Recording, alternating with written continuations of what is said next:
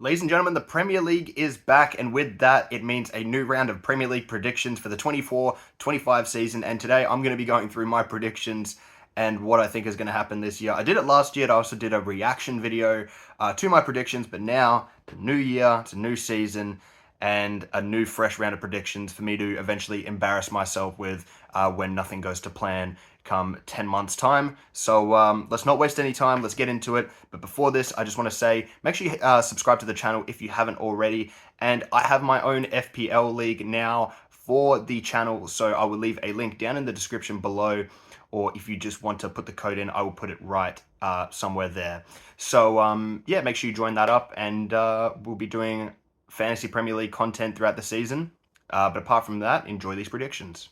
Also, just in advance, sorry if my voice sounds like shit or I'm a bit quiet. I have COVID right now, so I am feeling like absolute dross. I had 4 massive videos planned to all be recorded within the last few days, but I've been deathly ill.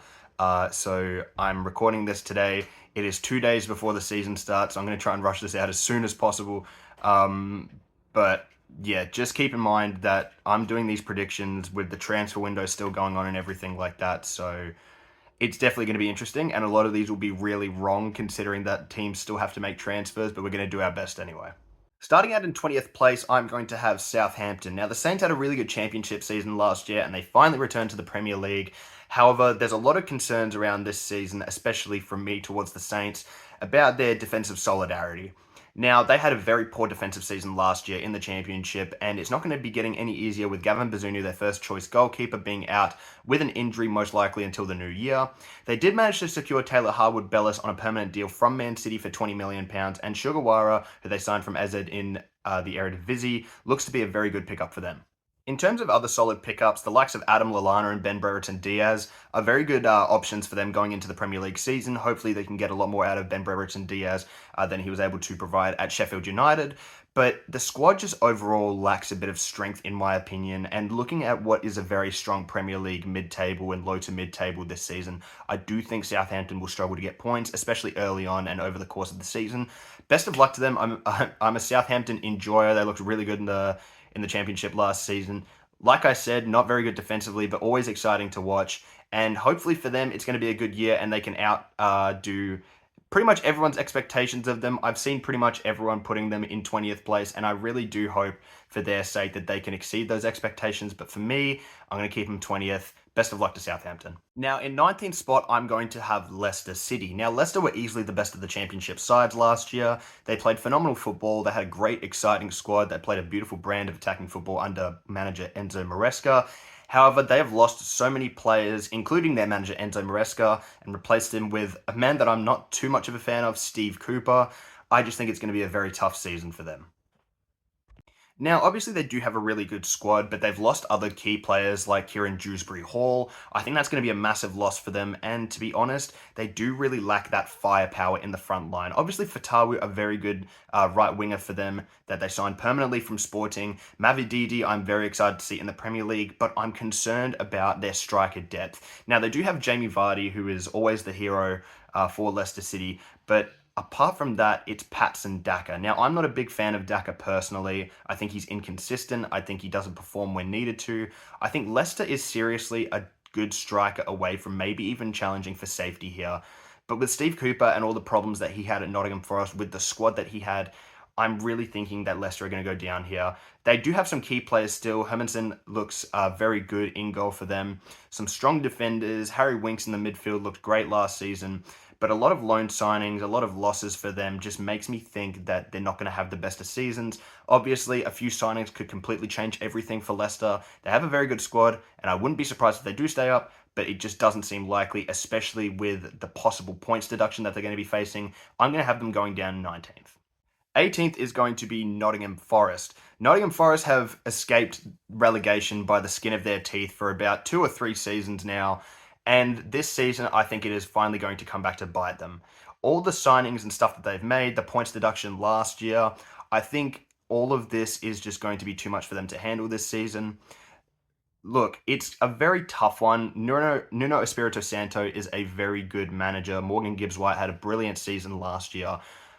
But Nottingham just don't have a great squad comparatively to some of the other teams in the league. And look, even though some of the relegated sides or some of the promoted sides that have come up from the championship aren't that great this year, I do feel like Nottingham are going to struggle. It's really going to be down to how many points they can pick up against the likes of Southampton, Ipswich, Leicester, and the likes of which. It's going to be a really tough season for them. I think they lack firepower in a lot of different areas.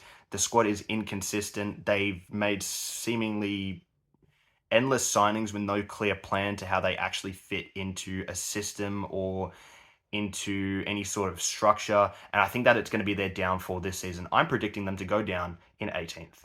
Now, onto one of my most controversial takes. It is going to be that Ipswich Town do survive and finish 17th in the Premier League and stay up for next year.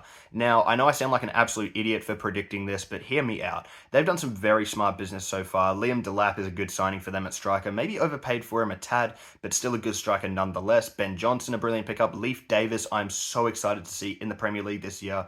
And overall, Ipswich were very consistent in the Champions League. They did struggle towards the back end of the season to be picking up points when they needed to, but they got over the line in the end. And I think that it's going to be a big season for them. I do feel like Kieran McKenna is going to have a brilliant year as the manager and will be looked at by top sides next year. But I feel like being able to retain him is going to be a massive bonus for Ipswich in their push for survival. They are lacking a few key players in some areas, but getting Omari Hutchinson on a permanent deal is absolutely massive for them. Like I said, I do think they are missing a couple of key areas. They need an experienced CDM signing, and they need some experience in other areas. And not just experience, they need quality as well. Twanzebe is a good pickup at centre-backs for them. Mark Greaves, he is going to be an absolute unit for them this year, so I'm very excited to see how he works out for them. Obviously, the star man at Hull City last year. So it's going to be a good year for Ipswich. I'm predicting them to stay up in 17th. Obviously, still very likely that they will go down as everyone is predicting it, but I'm hopeful, like I was with Luton Town last year, that they can stay up. It didn't work with Luton Town this year, but I'm hoping that Ipswich can break that curse and stay up in the Premier League this year. Next up in 16th place, I have Brentford. Now, Brentford have faced a number of troubles over the years, and look, they've had some good seasons in the Premier League, but I do feel like this year they're going to struggle. Ivan Toney is now back from his gambling ban, and that's good for them, but I'm still thinking that there's still a possibility that he will make a move, especially with Arsenal searching for a clinical number 9. I do feel like Ivan Toney will be near the top of their list. And look, they've also got some quality players on the wing, Vissa and Boimo, and the likes of which Fabio Carvalho has just signed on a permanent deal, but I do think that it's not going to be enough. I do think that there's going to be some problems, especially with the defense this year. The midfield doesn't look as phenomenal as I was hoping they were going to make it look with reinforcements, so I do think that they'll struggle slightly this year. I don't think they'll go down or anything like that, but some of the mid-table sides that they've been competing against have made significant improvements over the course of the last year, year and a half. So I do think that Brentford will be struggling this year. They haven't improved like I was hoping they would with their signings and stuff like that. And also a number of their players have been underwhelming in recent years, namely Mikkel Damsgaard, for one of those signings that hasn't really performed to the level they would have hoped. Obviously, there's still a large possibility that they can do something this year and maybe push as high as maybe 12th, 13th. But I do think they're going to finish quite low. I don't think it's going to be a great season for them. They did sign Igor Thiago from Club Bruges, which is a good pickup for them. Maybe slightly overpaid with £30 million apparently being the final fee. But look, if Ivan Toney does leave, it's going to cause some serious problems for Brentford. And I think he will leave. And for that reason, I'm putting them in 16th. Next up in 15th place, I'm going to have Fulham. Now, Fulham have had a couple of really good years back in the Premier League. Maybe not a lot of people expected them to do this well since returning from the Championship, but they've been incredibly solid. And the reason I'm putting them so low is down to the departure of one man, and that is João Palhinha. Now, Palhinha has been an absolute staple of Fulham's side ever since they got promoted back to the Premier League. He's been absolutely phenomenal. We all thought he was going to depart to Bayern last season. Didn't happen, but he has indeed departed now. He's left the club for around £40 million. And look, while that's some good money brought in for them, it's going to be a massive, massive hole to fill. Will they be able to fill that gap? I'm not too sure, honestly. Fulham are a side that have been very consistent over the course of the last few seasons, but I feel like they're going to heavily struggle without João Palhinha in that side. They've also lost another key name in Tosin Adarabioyo on a free to Chelsea, as well as Bobby Decordova-Reid, a consistent performer for them. He has gone to Leicester City. I do feel like they're going to struggle slightly this season, but I do feel like they're also going to make some good transfers. Emil Smith-Rowe has already been brought into the club, which is, I think, is a good deal for both Fulham and for Emil Smith-Rowe in terms of the game time and the dynamism he's going to bring to that attack, which is really good for them. But I do think that they need to heavily, heavily improve on not only the defense, but also defensive midfield as well. A couple of really good signings could honestly rocket them up a few places for me, but for now, from the business I've seen, I do feel like there's a lot missing from this squad. Not enough for them to go down, but definitely enough for them to struggle this season. I have them in 15th. Next up in 14th place, I have Wolverhampton Wanderers. Now, Wolves have been a side that have struggled for consistency over the last few years. Obviously, doing really well, reaching as high as, upper to mid-table, and throughout the last few years, they've been struggling relatively. They did have a very good attack last year that I was very excited about. Hwang Hee-chan had a very good season, and Pedro Neto was firing on all cylinders for them. However, Pedro Neto has now left to Chelsea. Now, they did face a bit of an injury crisis last year, especially with their attack. One of those players being Pedro Neto, that is now, like I said, gone to Chelsea. I do feel like there's a number of areas they need to improve. Tommy Doyle was great for them on loan from Man City last year, and he's now been picked up permanently, which I think is a good deal for them. Jose Sarr, ever present in goal for Wolves. I think he's had a great year. Hugo Bueno has left, so maybe there's a bit of depth to fill in at left back there. But look, apart from that, they've had a really sort of inconsistent couple of years, but I feel like now is the time, if they are going to do it, to make some good signings, to bunker down, and to hopefully set themselves up for a good few years. A lot of their bigger young signings haven't really worked out, especially with guys like Fabio Silva. Sorry, just blanked there for a second. Fabio Silva, obviously not really working out for them, but they have made a couple of good signings. João Gomez, as one of them, is a good pickup, and they had a number of their new signings performing really well for them last year. I do feel like there's still more business to be done for Wolves. I think there will be some more signings made, but for now, it's honestly not that bad. I feel they're going to survive comfortably. They're not going to exceed to levels that they possibly could do. In my opinion, I do feel like, once again, there is still lots of business left undone, but I'm hoping for a good season for Wolves. It would be nice to see them sort of returning back to that upper mid-table side that they were a few years ago. And yeah, I think this is a very good opportunity this season for them to sort of solidify their position in this league, make some good young signings, build that depth, and build that sort of core of the squad going forward for the next few years. But it's not going to be anything special for them this year, but I do see them surviving comfortably. So for that reason, I've got them in 14th. Next up in 13th, I have Bournemouth. Now, Bournemouth had a very strong year last year, finishing 12th. And Iraola was an absolute godsend as their manager. Lots of people thought that Bournemouth were going to be struggling to stay up. And look, a lot of that was down to Dominic Solanke, his incredible performances, 19 goals in the Premier League. Unfortunately, they have lost him to Tottenham Hotspur, but obviously Enes Ünal is a good pickup for them. Maybe they do lack a bit of depth in attack. It could be something that they look to fix up. But Semenyo and Kluivert, very good options on the wing, as well as Alex Scott, who is hopefully going to have his breakthrough season this year if he can stay fit, and that's a big if. He's really struggled with injuries the past year or so. But it is an interesting time for Bournemouth. I think if they made any sort of changes anywhere, I'd love to see them build up that midfield a bit more. Obviously, defense, they've got some really good players. Max Aarons, Kirkes at left back. It was great last year. They've signed Dean Huijsen as a centre-back from Juventus, which is an incredible pickup for them. I'm very impressed that they've managed to make that piece of business happen, but Dean Huijsen will be a good player for them. Young, talented, heaps of potential, so hopefully he can keep his attitude to a good level and they can get the most out of him next year. Like I said, they do have a bit of a weaker midfield when compared to other sides. It is quite experienced, which is good for them, but I would like to see them add maybe some more high-profile names, some more experienced names, stuff like that, because it is a young side and they do need some more experienced heads around. But apart from that, they've done really good business this off-season. They haven't lost too many players apart from Solanke, which is really good for them.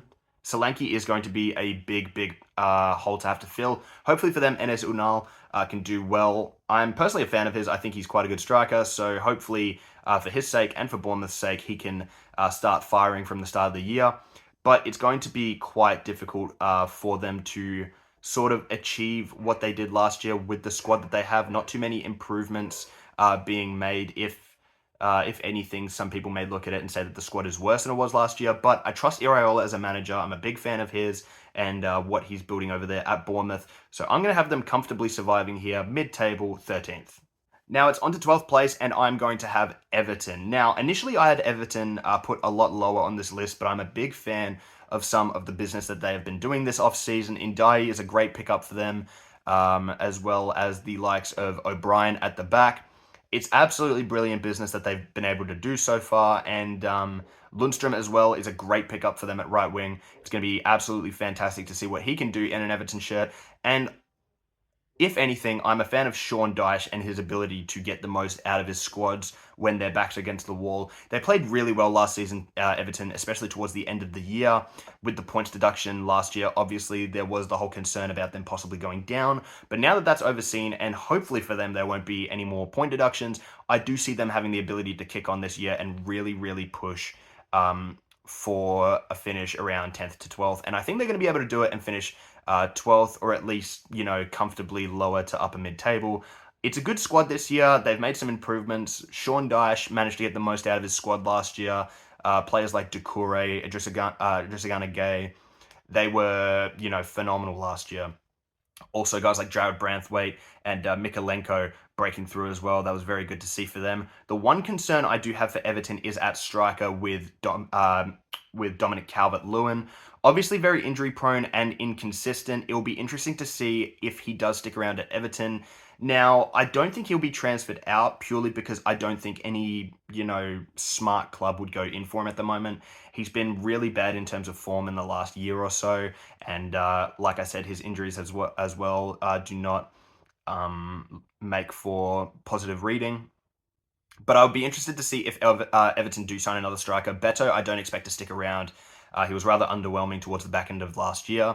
Chamiti is an interesting one. I just don't think he has what it takes to be a starter this year. Maybe next year or the year after he can sort of start earning that Everton shirt a bit more. But this year, I don't think he has what it takes.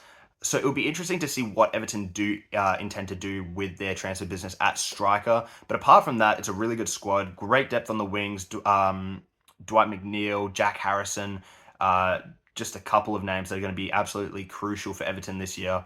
And I think it's going to be a really good season for them. I really back them to do well, and hopefully they do. I'd love to see it. I'm going to have them finishing at 12th. Brighton are an interesting pick. Now, the whole problems that they had last year, they had a massive injury crisis, and as well as that, De Zerbi and his problems with the board, I'm assuming, had a big effect on their performances last year, hence why they didn't do as well as maybe previously expected. But Brighton still do have a very strong squad. Now, obviously, the loss of Robert Sanchez in goal was a big shock for them. Verbruggen is a good keeper on his day, so I'm excited to see if he can have a good year and kick on. Maybe a bit of lack of strength at fullback last season, especially with the likes of Estupinian struggling with injury, but he is now hopefully going to be back very soon at his full fitness. Valentin Barco looks great. I hope to see him get plenty of games this year. In terms of center of defense, it looks strong, it looks good, it looks consistent as always. The midfield looks good. Balebo is a good pickup for them, so I'm excited to see what he can end up doing for them.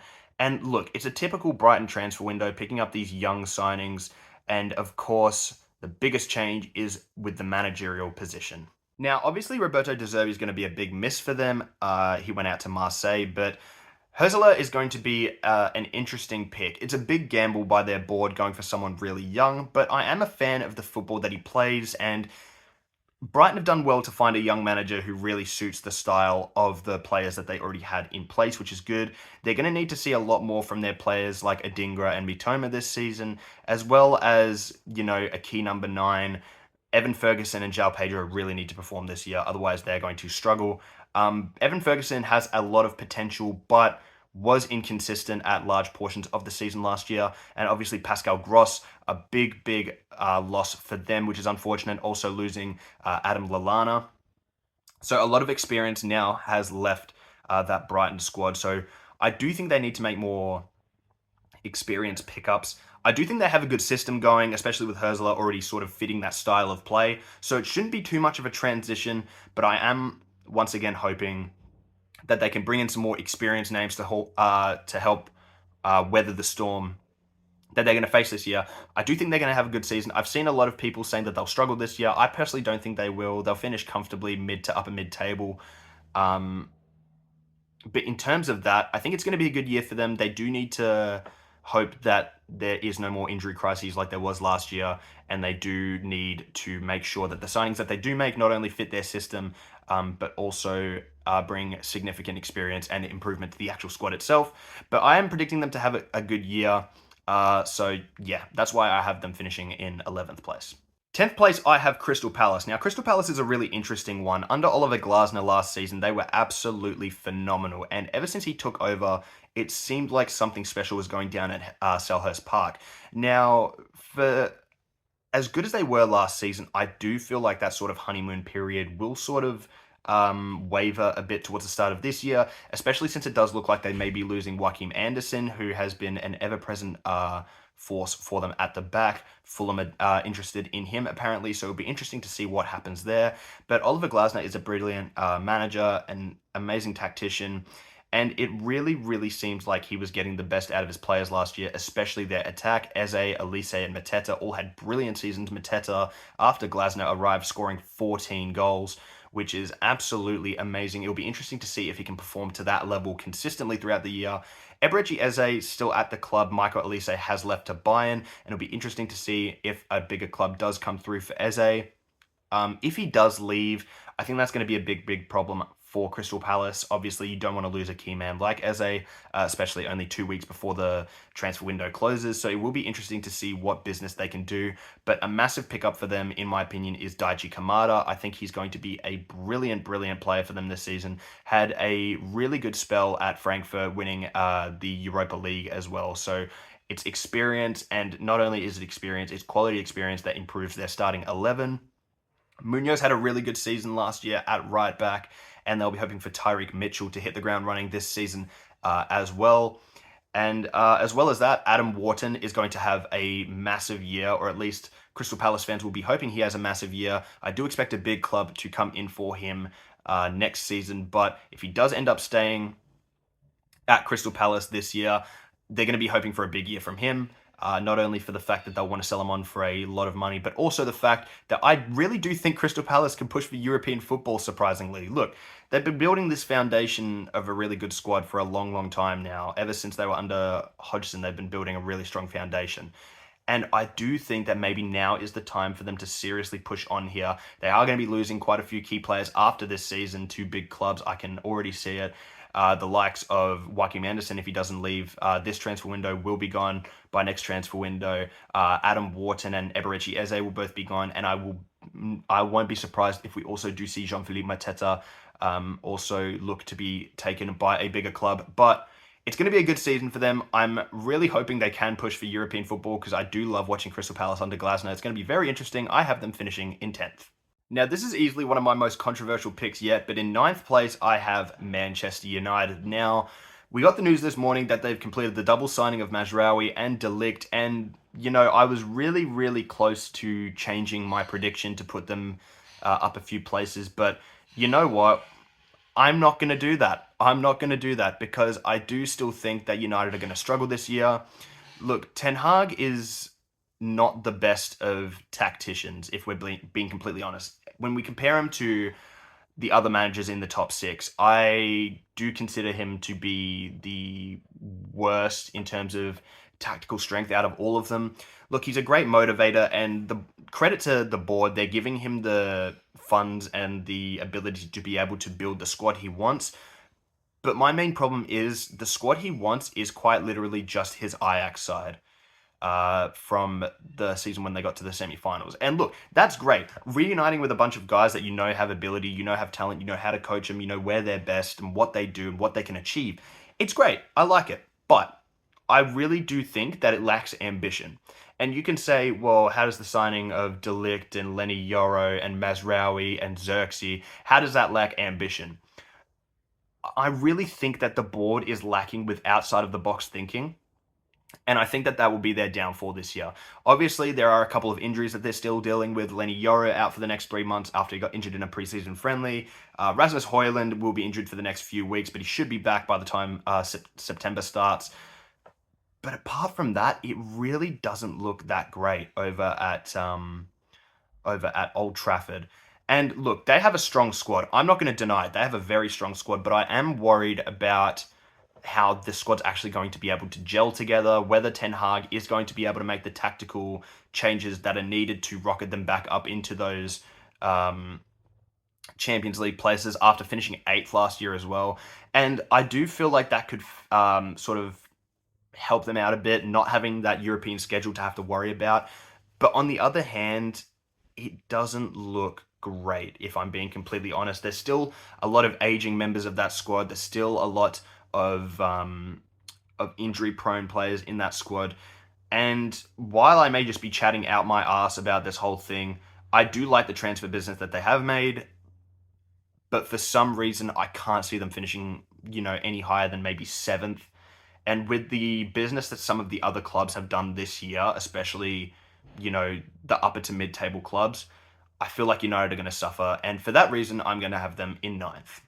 West Ham have probably had comfortably the best transfer window out of any club in European football this year, not just Premier League football. Some of the signings they've made have been absolutely fantastic. Guido Rodriguez in at CDM, the likes of Niklas Füllkrug in as well, Jean-Claire Todibo in on loan with an option to buy. It's absolutely brilliant business that they're doing. The likes of Aaron Wan-Bissaka as well are really going to help out with their defensive solidarity that they struggled with at times last season. I think it's a very good pickup for them.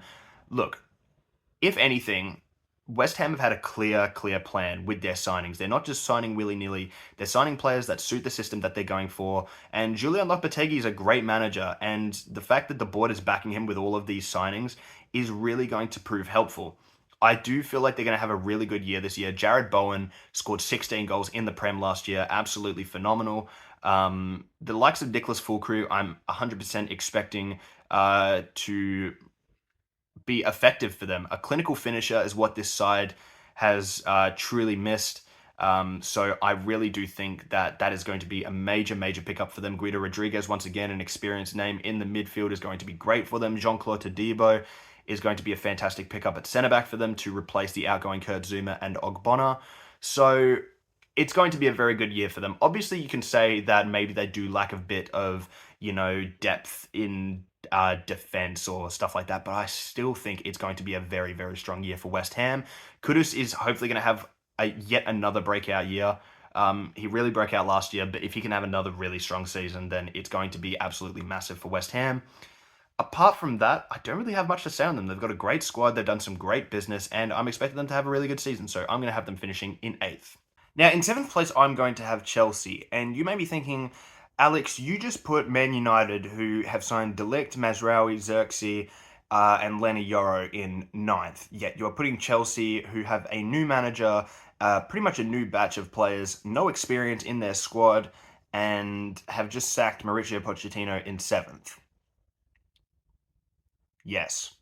Now, the reason for this is very simple, and it is that I think Chelsea, player for player, I rate their squad higher than I do Man United. I'm sorry. You know what? Maybe that's not exactly the whole reason. I think Chelsea have a very good double pivot of Fernandes and Caicedo, who I think will do very well this season. They have good depth. Nkunku's hopefully going to be back at full strength this season. Cole Palmer, had a brilliant year last year, so hopefully for Chelsea's sake, he's going to extend on that. Obviously, losing Thiago Silva is a big loss, but Tosin Adarabioyo is a good pickup for them. The big thing that I would have to say is that Chelsea and Todd Boehly in specific, while they've signed good young players, the transfer business that they're doing is nonsensical in a way. They are signing young players for the sake of signing young players, and it's difficult because they've had 5 managers in the past 2 or so years now that you can't honestly tell me that you see Chelsea's transfer business and see an actual system and a whole, I guess, structure being formed. And it's not possible to do that when you sign as many players as you do and you have as many new managers as you do.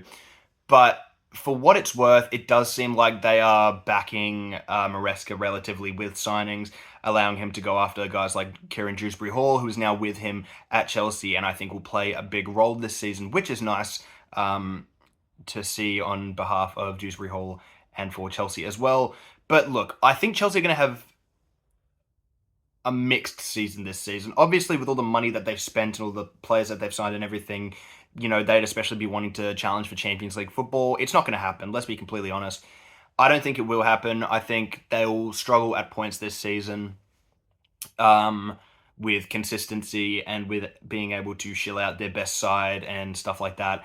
But I do think that overall they're going to have a serviceable season. It'll be interesting to see what business they do in the transfer window for the rest of the window the next 2 weeks. Obviously, the deal for Samuel Omaragion fell through, so now they're looking to bring João Felix back in, which I think will be a good pickup for them. It'll be interesting to see what does happen there, but it can go one of two ways for Chelsea. Either they do finish around 6th or 7th, or they completely fall off and finish about 10th. So I'm going to back them to finish 7th. I think that's a good pick, and yeah, I think that's sensible at this time. Okay, so this one may be a bit more of a controversial pick, but in 6th place, I've got Liverpool. Now, Liverpool have been a staple of the top four for, many years now. Obviously did have a few slip-ups under Klopp, but they've consistently been one of the best Premier League sides in the Klopp era. However, Jurgen Klopp has now left as Liverpool manager, replaced by Arne Slot. Now, Slot is a good pickup for them. He's an experienced manager, he's a good tactician, and overall, his style of play is quite similar to Jurgen Klopp's.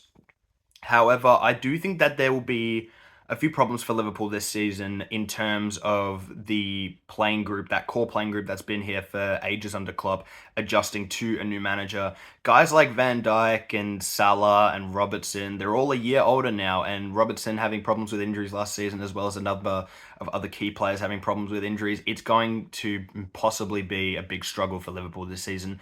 I think their key player this year will definitely be Luis Diaz out on that left wing. Obviously, there was that whole thing at the time of the recording last night. There was a whole thing about him going to Man City on a 5-year deal for 70 million, and then 5 minutes later, it got disproven by quite literally every credible Man City source.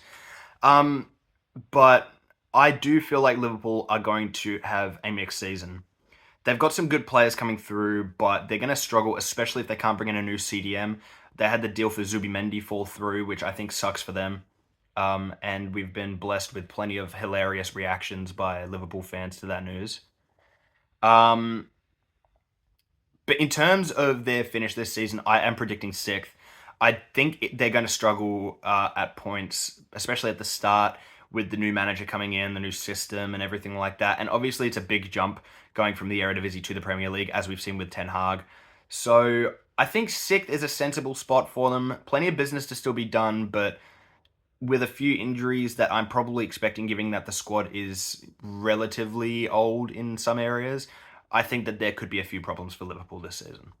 Now, 5th place, I have Unai Emery's Aston Villa. Now, Villa have once again done some really good business this transfer window. They did lose Douglas Luiz, which is an unfortunate loss for them, but they have managed to bring in some new players, Badanechia, Illing Jr., Philogene, I'm very excited about, with him probably being the main replacement for Moussa Diaby. When you lose guys like Douglas Luiz and Moussa Diaby, who have been integral parts of your season last year, it is obviously going to be tough. But I am excited about the business they're doing to bring these new players in. Martin, another great pickup for them that I'm very excited to see. Villa look exciting. The one thing that I will say they may struggle with this season is fixture congestion. Obviously, with Champions League football, it's going to be a lot harder for them to be able to sort of manage that. But they do have a good squad. They have good depth in multiple areas, which I think is key for them this season. Maybe lacking a bit in the midfield, possibly. Who really knows? But look, they have some good depth. They've done well with their business. They've kept on to some key players such as Ollie Watkins, mainly, Ollie Watkins, Emi Martinez sticking around for another year as well, which is great. I do think that they're going to have a strong year. They're having some players coming back as well. Jacob Ramsey returning from injury, which should be a huge boost for them. And like I said, plenty of young depth that they're going to look to build going forward. So I'm predicting a really good year for Aston Villa here. I'm gonna say that they just miss out on Champions League football, but who knows? They could possibly have a really good run this year in terms of the Premier League. Maybe push for top four again, but I do just feel like fixture congestion will be their downfall here. And that may be the only sort of thing that goes against them this year. Obviously, you want to make sure that there's no major injuries or anything like that. But Ollie Watkins, I'm predicting to have another massive year. Defensively, they look good. Konsa and Diego Carlos were great last year. Carlos linked with a move away, so it'll be interesting to see what happens there. But they've got more than enough cover with Pau Torres and players like that. So it'll be very interesting to see what happens there. And I'm predicting another good year for Aston Villa. I have them finishing 5th place. Now, in 4th, I have Newcastle United. Now, originally I had Newcastle possibly finishing maybe 3rd or something like that, but I just feel like the business that they've done, while good, I think has in some areas been a bit lackluster. Now, they haven't really made too many major moves in the transfer market yet, which honestly I feel is okay. They've got a great squad, plenty of young players that they can look to build on in the months going forward, and in the season coming up as well. They've got a great squad. They'll be hoping to keep hold of many of their major players. Alexander Isak would be a player that they'd definitely be hoping to hold on to. Anthony Gordon had a great year last year. I'm predicting him to have another really good year this year. Joel Linton was great. He's going to have another really good year. And the return of Sandro Tonali from his gambling ban is going to be absolutely huge for them. Also, the likes of Sven Botman in the defense, he's going to have another fantastic year, I'm assuming. Nick Pope back from injury. Kieran Trippier ever present in that back line for Newcastle. I think they're going to have a really good year this year. They're going to push back. They're going to get Champions League football again. They did finish 7th last year, which I think is disappointing by their standards, but I do feel like they're going to have a really good year this year. And you know what? I think Champions League football, 4th place, is a very sensible spot for them. They look good. Their transfer business has been really good. They've sold off quite a few younger players, mainly Elliot Anderson to Nottingham Forest for £35 million, which is absolutely massive money for a youth academy product. But they've made some good dealings. They've gotten some fresh cash in, and I'm predicting them to have another really good year. It's going to be very interesting, very, very interesting to see what Eddie Howe can do with the side this year. And look, I understand a lot of people seeing the way that they were last year and wanting to put them a bit lower, but I think they're going to really bounce back from it this year. And no more Champions League fixture congestion, which is going to be absolutely huge for them. It's going to be a big, big thing to ensuring that they do push late into the season without injuries and stuff like that. So I think a lot of things will go their way this season, and they'll finish 4th. All right, so in 3rd place, we have Tottenham Hotspur. Now, Spurs are a side that last season showed so many promising signs of being a real top contender for the top 4. But when it mattered most, they just fell off. And that's the real disappointing thing about it. Now, Spurs this season have done some really good transfer business, obviously brought in some very good young players such as Bergvall and Archie Gray. But on top of that, some really, really good signings, including Dominic Solanke as their striker. I think that's going to be a massive, massive deal for them to be able to get him done. Obviously, still linked with guys like Federico Chiesa as well. We'll see if that gets over the line. But Tottenham have a really, really good squad this year. I can't even lie. They have a very, very good squad.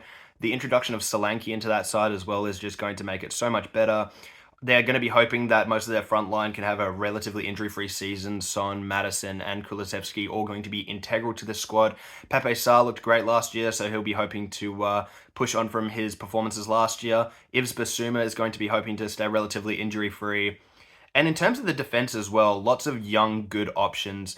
Pedro Porro and Udoge there, obviously, and one of the best, most underrated centre-back pairings in the Premier League of Mickey van der Ven and Cuti Romero. But look, I think there are some seriously positive signs from Spurs. Ange Postecoglou is a great manager. He's a good tactician. And, the style of attacking football that they were playing last season was absolutely phenomenal to watch. And it's very refreshing given what we've seen from Spurs in recent years. I do think that they're going to take advantage of it this season and push for a top 3 spot. Now, I am giving them top 3 with the expectation that they do go in and make maybe a couple more signings, maybe a bit more defensive depth, maybe another depth option in that midfield, or maybe even, someone like a Federico Chiesa. But honestly, who knows? I think they've got a really good squad right now. I don't think they need to do too much to change it. I do think that they will make top 4. They have got Europa League football this season, so honestly, fixture congestion just depends on how much Ange values that push for the Europa League. I do think Spurs are one of the favourites to win the Europa League this season, so I really wouldn't be surprised if Ange wants to really heavily push to finally get Spurs that trophy that they've been seeking for decades now. So I think that it's going to be a very good year for Spurs in both club and in both league and cup competitions. So it'll be very exciting to see what happens. Now we are here to the top two, and could it be anyone else in the top two apart from Man City and Arsenal? They're easily the two best Premier League sides of the last 2 years. And it's going to be another tight title race. Now, I will just say now, obviously there is the whole big thing of Manchester City's 115 charges, the investigation, expecting an outcome by early next year. Now, that makes it incredibly hard for a Premier League prediction video like this, because obviously I don't know what's going to happen with that. We don't know what the punishment's going to be, whether it's going to be a point deduction or a massive fine or a transfer ban or an automatic relegation.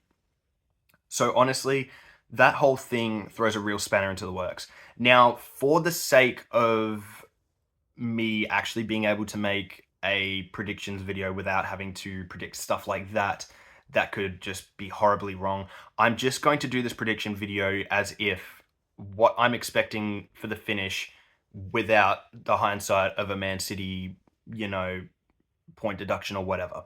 So if there obviously is a massive Man City point deduction and they do get relegated, obviously the whole table shifts. But I'm going to make this prediction video with the completely blocking that out of my mind and just doing this as if Man City don't get punished this season. What do I think the Premier League will end up looking like? And in second place, because of that reason, I have Arsenal. Now, Arsenal have a really good side, obviously, and they've only added to that with the additions of guys like Riccardo Calafiori in defence for them. They have lost some depth in the midfield and attack, such as Emil Smith-Rowe and Eddie Nketiah, but I do feel like that's depth they can afford to get rid of. One thing that I really think Arsenal need to have before the start of the season is that clinical number 9.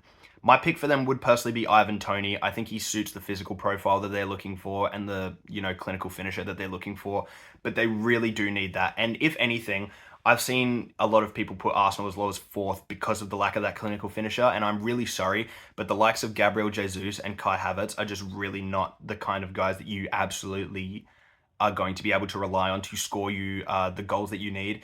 Look, Arsenal had plenty of goals through their wingers last season, which is fantastic. It's what you want. You want productivity, you want, results and, goals and assists from your wingers. But in those games where you're not going to be able to have those wingers find those spaces near the edge of the box to be able to, get you those opportunities, you really need to have a striker that you can work the ball into. And I feel like Arsenal struggled with that last year. It cost them a lot of points, and I think it will do it again this year if they don't get a striker. So with the addition of a new striker, Arsenal are definitely going to be, I'd say, pushing for the league title, if not maybe favourites for the league title. But there's plenty more time to go, plenty more business to go. There were links to guys like Mikel Merino. Those have seemingly stagnated for now, but we will see what happens with those. Arsenal are going to be very strong this year. I do feel like they are seriously lacking a number 9, and with a number 9, I do think that they can push for the league title. Obviously, a lot of people are saying that maybe the fact that they've fallen so short the fact that they've fallen just short the last 2 years is going to affect them mentally.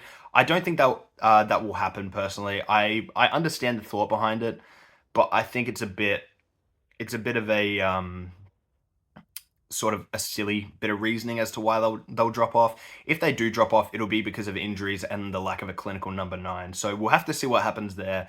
But yeah, once again this year, I'm going to have Arsenal finishing in second.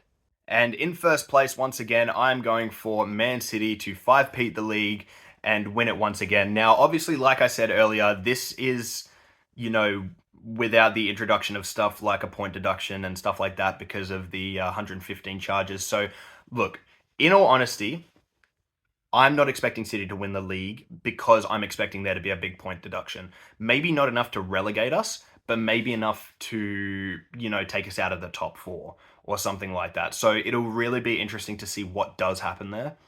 But I do think that if there is no point deduction or anything like that, City will win the league again.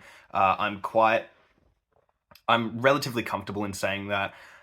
Look, the defense is a year older, and I've seen a lot of City fans in particular complaining about the age of the defense. Obviously, there was that whole drama with Edison possibly wanting to leave the club, but it looks like he's staying and he's being offered a new contract, which is great for Man City. Um, the defensive depth, like I said, is a year older, but it's still quality depth. The likes of Kyle Walker, John Stones, Ake Gavadio, and Akanji, and Ruben Diaz, not even to mention. The defense is on average towards the high end of the 20s, which in a way I can see why people would view as negative, but for me, I don't really mind that much as long as the performances aren't dropping off. Rodri, once again, ever present in that City midfield. We haven't signed a replacement for him yet, or a potential understudy or rotation option for him yet. It looks like maybe we'll be looking to keep Calvin Phillips, maybe, possibly. I'm not too sure. But without a Rodri rotation option, it is a bit concerning if he does get an injury, and if he does get a long-term injury, I could see us dropping maybe as low as third, honestly. But look, the addition of Savinho as well on the right wing is going to be absolutely huge for us. Oscar Bob looks an absolute phenom this season. Julian Alvarez is a tough loss for us, meaning that we now have no backup striker to Haaland, but in all honesty, I am predicting City to maybe make a move for a backup striker. I wouldn't be surprised if they do make a move for an understudy. And personally, I would like them to do so. I feel like Haaland does need that rotation option, especially with the muscle injuries that he does keep just picking up, the small ones. But look, De Bruyne is a year older, but he's still as class as ever. Foden coming off of a phenomenal season, a career best season. Bernardo Silva going to be at City for another year. Jack Grealish hopefully going to be returning to his best form. Doku looked really good at points last year, so hopefully he kicks on a bit. Nunez, I wouldn't be surprised to see go, and Kovacic looked really good last year, so hopefully he's able to perform. And obviously the introduction of guys like James McAtee and Nico O'Reilly, I'm very interested to see how they perform with the first team this year. So I have City finishing first. I'm quite comfortable in that prediction. Obviously, who knows what's going to happen with the punishment and, the whatever. But in terms of the best squad in the league, in terms of the best team in the league, I think City is quite clearly the best side. And once again, I have them winning the league. The 5 Peters on. Come on, the boys. Let's take it home again, please. All right, guys, so that's going to be my Premier League predictions video for the 24-25 season. And let me know in the comments below if you think I got anything particularly right, particularly wrong, if you disagree, if you agree. And leave your own 1 to 20 predictions down below. Make sure to join up the FPL League as well. Looking forward to doing a lot of FPL content this season, so that should be a lot of fun. But yeah, once again, thank you guys so much for all of your support and love on the channel recently. Make sure you subscribe if you haven't already, and I'll catch you later.